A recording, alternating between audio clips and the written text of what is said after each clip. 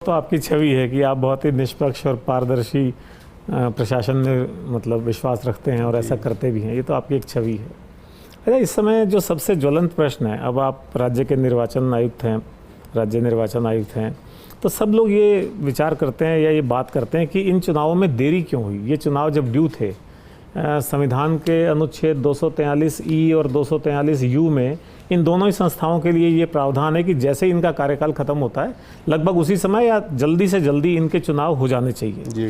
तो फिर ये चुनाव नहीं हुए, 1 साल से ज़्यादा समय हो गया। तो आप क्या समझते हैं, ऐसा क्यों हुआ, क्या कारण रहे होंगे? देखिए, ऐसा है कि 9 मई 2025 को ये जो OBC commission for political reservation है, इसका गठन हुआ और उसके बाद से ये आयोग जो है कार्य कर रहा था। अब इस आयोग ने अपनी रिपोर्ट पेश नहीं करी समय पर, और इनके बीच में और राज्य सरकार के विभिन्न विभागों के बीच में पत्राचार चलता रहा कि हमको समुचित आंकड़े उपलब्ध कराए जाए। वो उनका आंतरिक विषय है। तो जो भी रहा हो कारण विलंब का, लेकिन ये आयोग जो है अपनी रिपोर्ट समय पर पेश नहीं कर पाया। इसके बाद जो है जब कुछ लोग जो है राजस्थान उच्च न्यायालय के सामने गए और उन्होंने याचिका वगैरह दाखिल करी, तो राजस्थान उच्च न्यायालय ने ये कहा, सुप्रीम कोर्ट का पहले ही एक फैसला आया हुआ है कि अगर आपके पास ओबीसी कमीशन की रिपोर्ट नहीं है तो उसको आप दरकिरार करके, डन अवे विथ करके आप जो है उसको जो है जनरल की सीट मांगते हुए चुनाव करा सकते हैं।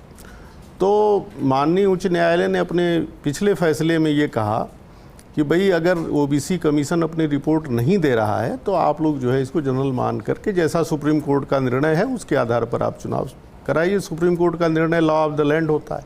लेकिन जब इसमें जो सबसे बड़ी समस्या है कि जो विभिन्न पदों का और विभिन्न वार्डों का जो रिजर्वेशन है वो राज्य सरकार के अधिकार क्षेत्र में आता है। सही। जो राजस्थान पंचायती राज इलेक्शन रूल्स हैं और राजस्थान म्यूनिसिपल इलेक्शन रूल्स हैं, दोनों की धारा 5 और 6 उसमें राज्य सरकार के द्वारा जो नॉमिनेटेड अधिकारी है, अधिकृत अधिकारी, specially empowered by state government, वही जो है इन वार्डों की लॉटरी निकालता है और इन जो है पोस्ट जो है चेयरपर्सन और वाइस चेयरपर्सन, उनकी लॉटरी निकालता है।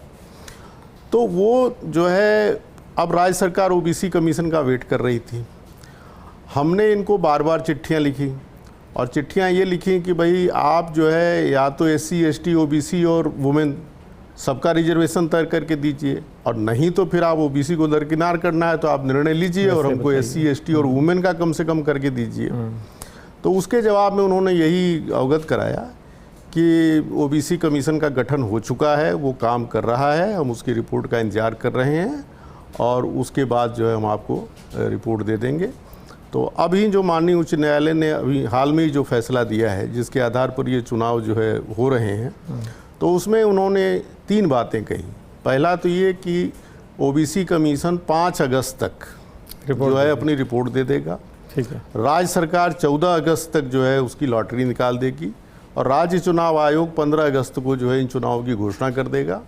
और हम माननीय उच्च न्यायालय के बड़े आभारी हैं कि हमने ये कहा था कि हमको 3 महीने का समय चाहिए चुनाव कराने के लिए ढंग से, क्योंकि आप ये देखिए कि हम म्यूनिसिपल जो इलेक्शन है वो 2 चरण में करा रहे हैं और पंचायती राज इलेक्शन जो है हम 4 चरण में करा रहे हैं। पहले हम म्यूनिसिपल इलेक्शन कराएंगे, फिर पंचायती राज का इलेक्शन कराएंगे।